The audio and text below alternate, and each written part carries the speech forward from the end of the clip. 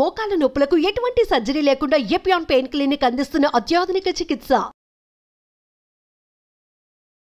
Third aspect protein. ప్రోటీన్లో మనకి animal protein, vegetable protein. Vegetable protein అంటే ఈ స్ప్రౌట్స్, దాల్స్, ఇవన్నీ వెజిటబుల్ ప్రోటీన్. యానిమల్ ప్రోటీన్లో కొన్ని మంచి ఉంది, చెడు ఉంది. Animal protein high quality protein. For example eggs అనుకోండి, మంచిది యానిమల్ ప్రోటీన్.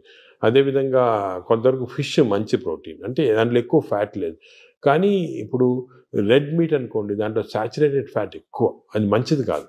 అసలు రెడ్ మీట్ అనేది తినకూడదు అసలు. ఈ రెడ్ మీట్ వల్ల మనకి బాడీ హార్మ్ కాకుండా ఈ బాడీలో క్యాన్సర్స్ రావటము, కోలన్ క్యాన్సర్స్ వెస్టర్న్ కంట్రీలో చాలా ఎక్కువ పాలిప్స్ అది రెడ్ మీట్ వల్ల. So red meat complete avoid చేస్తేనే బెటర్. సో ఇవి కొన్ని జనరల్ ప్రిన్సిపల్స్ మాట. దీంట్లో స్పెసిఫిక్గా మేము ఈచ్ పేషెంట్కి అడ్వైస్ చేస్తుంటాం. ఎందుకంటే ఇవి ఇంపార్టెన్స్ ఎందుకు వచ్చింది వాటికంటే, మన ప్రపంచంలో 5 బ్లూ జోన్స్ అని ఉన్నాయి. బ్లూ జోన్స్ అంటారు, బ్లూ జోన్స్. ఈ 5 బ్లూ జోన్స్లో ఫర్ ఎగ్జాంపుల్ సార్డినియా అని ఇటలీలో ఉంది.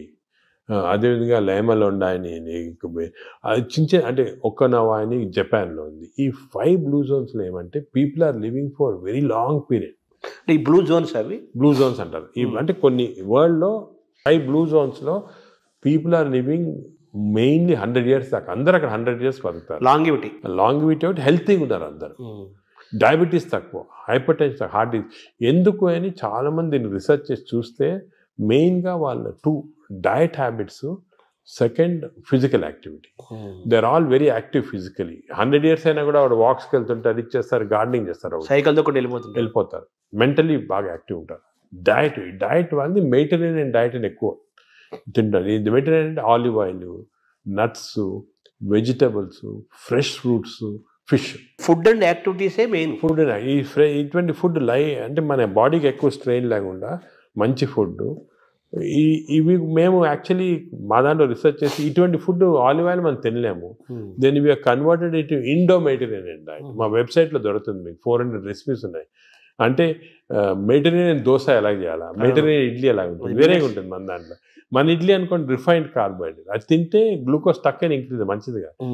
మెడిటరేనియన్ ఇడ్లీ తింటే అలా కాదు, స్లోగా డైజెస్ట్ అయ్యి బాడీకి మంచిది. సో ఏమంటే అంటే మామూలుగా అందరికి ఉండే నోషన్ ఏంటంటే తొందరగా అరిగేది మంచి ఫుడ్ అని, తర్వాత మన బాడీ చాలా బాగా పనిచేస్తుంది అని ఫీలింగ్ లో ఉంటారు. తప్పు అదే ఐ వాంట్ యూనో.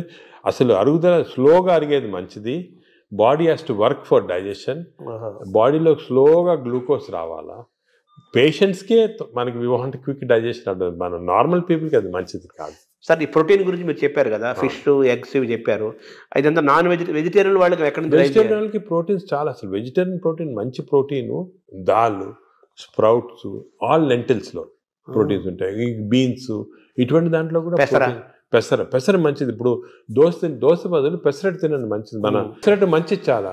మీరు ఒక 2 రోజులు దోశలు, ఇడ్లీలు ఆపేసి పెసరట్టు తినండి, మంచిది చాలా. పెసరట్టు మన ట్రెడిషనల్గా చూడండి, పెసరట్టు, కోకోనట్ చట్నీ, సాంబారు, అల్లం పచ్చి, ఇవన్నీ మంచి, అసలు హెల్తీ.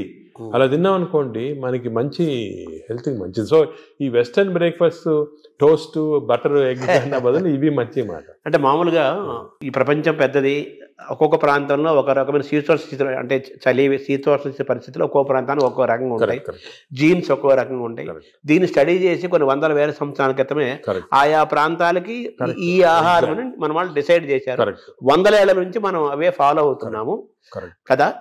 ఇప్పుడు ఇది మారడం లేదు. నేను అనేది ఏమంటే, మనం ఏ ప్రాంతంలో ఉన్నామంటే ఆ ప్రాంతము భోజనం, ఫుడ్స్ అడాప్ట్ చేయడం మంచిది. అవును, మీరు చెప్పారు కదా, ఫర్ ఎగ్జాంపుల్ పెసరట్టు మన దాంట్లో, అలాగా చాలా చిక్కుడుకాయతో చేస్తారు, లాల్తో చేస్తారు, సాంబారు, ఇటువంటివన్నీ హెల్తీ ఫుడ్స్. ఇవి మనము అదే కంటిన్యూ చేయాలి. బట్ ఏమంటే కొత్తగా వెస్టర్నైజ్ ఫుడ్స్, ఇప్పుడు ఇడ్లీ కూడా మనకి వేరే టైప్స్లో చేయొచ్చు. పురాణాల్లో వేరే మామూలుగా ప్యూర్ ఇడ్లీ వచ్చింది అనుకోండి, కంప్లీట్ డైజెస్టెడ్, అవన్నీ మోడర్న్. ఇది అది ఆవిరికూడం అనేవాళ్ళు, ఆవిరికూడం అనేవాళ్ళము.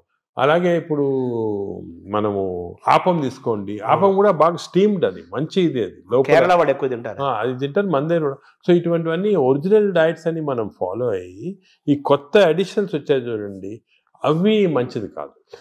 మన ఏ రీజన్లో ఉంటే ఆహారం తింటాం. కేరళ అనుకోండి, ఆ కేరళ వాళ్ళు తిన్న ఆహారం అది మంచిది. లోకల్గా వాళ్ళకి ఎక్కడ గ్రో అయిన ఆహారం తింటే అది చాలా మంచిది. మన వెస్టర్నైజ్ డైట్స్ వచ్చి చాలా ఇచ్చేస్తుంది. ఈ వెస్టర్నైజ్ డైట్స్ కూడా మన డైట్స్కి అడాప్ట్ చేసుకోవాలి. అవి తింటే కూడా మనం ప్యూర్ వెస్టర్నైజ్డ్ మెడిటరేనియన్ డైట్ మనం తినలేము. మన దానికి అడాప్ట్ చేసుకొని తింటే మనకి మంచిది. మన దోశలు వాళ్ళు తింటున్నారు, వాళ్ళ బర్గర్లు పిజ్జాలు మనం తింటున్నాం. అదే మిస్టేక్. ఇప్పుడు మామూలుగా నేను విన్నాను, ఎవరో చెప్పగా విన్నాను, ఈ బ్యాక్టీరియా మైక్రోబయోమ్ ఇంపార్టెంట్ అని చెప్పారు కదా మీరు. ఈ క్రమంలో అసలు మన బ్యాక్టీరియా ఆల్మోస్ట్ మనం కోల్పోయి యూరోపియన్ బ్యాక్టీరియా వచ్చేసింది అంటున్నారు మనలోకి. అది కరెక్ట్. అంటే స్లోగా ఈ వెస్టర్నైజేషన్ వల్ల మన మంచి బ్యాక్టీరియా ఉంది, అది పోయి బ్యాడ్ బ్యాక్టీరియా వచ్చి ఓవర్టేక్ చేస్తూ ఉంది. సో మనం ఇప్పుడు అగైన్ దీని గురించి కూడా మేము చాలా రీసెర్చ్ చేస్తున్నాము. We are studying bacteria in different people in different places.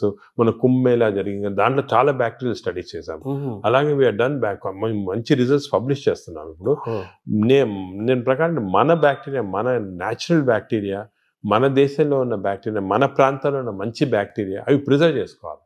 అవి చేయడానికి కొన్ని టెక్నిక్స్, కొన్ని మెథడ్స్ అవి ఉన్నాయి. అవి మేము ఇప్పుడు ఇంకోటి ఏం చేస్తున్నామంటే రీసెర్చ్, ఈ ఎక్స్టెన్సివ్ బ్యాక్టీరియా రీసెర్చ్ చేసిన తర్వాత ఏవి మంచి బ్యాక్టీరియా, ఏ చెడ్డి బ్యాక్టీరియా అని కనుక్కున్న తర్వాత ఈ బ్యాక్టీరియా అనేది మన స్టూల్స్లో ఉంటాయి, కష్టం వేయటం థెరపీలు ఏమి.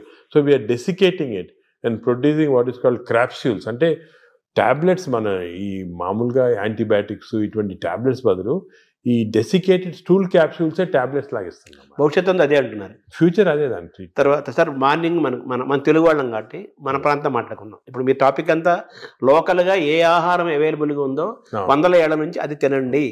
లోకల్గా మనం ఎలా ఉన్నామో దాన్ని ఫాలో. సేమ్ ఫిజికల్ యాక్టివిటీ చూసుకోండి, same activity you don't have to. కానీ ఇప్పుడు ఆ ఆఫీస్లో కూర్చోవడం టైం లేకుండా వేరే అడ్వకేటింగ్, సరే ఎక్సర్సైజ్ 1 అవర్ చేయాలా, ఎక్సర్సైజ్ చేయాలా. ఈ ఎక్సర్సైజ్ కూడా ఇంపార్టెన్స్ ఏమంటే అందరు నేను 1 అవర్ చేస్తున్నా సార్ టైర్డ్ అయిపోతున్నామని అంటుంటారు. ఎక్సర్సైజ్లో 2 టైప్స్ ఉన్నాయి. కొంతమందికి మార్నింగ్ ఎక్సర్సైజ్ చేస్తే మంచిది, కొంతమందికి రాత్రి చేస్తే మంచిది. ఇప్పుడు నేను ఫర్ ఎగ్జాంపుల్ నేను నైట్ చేస్తేనే నాకు ఫ్రెష్ ఉంటుంది. మార్నింగ్ అది ఎలాగంటే బాడీలో లాక్టేట్స్ అని ఉంటాయి. లాక్టేట్ మెజర్మెంట్ చేసి మనం కనుక్కోవచ్చు. లాక్టేట్స్ ఎక్కువ అయిపోయాయి అనుకోండి, అప్పుడు నైట్ చేస్తే బెటర్.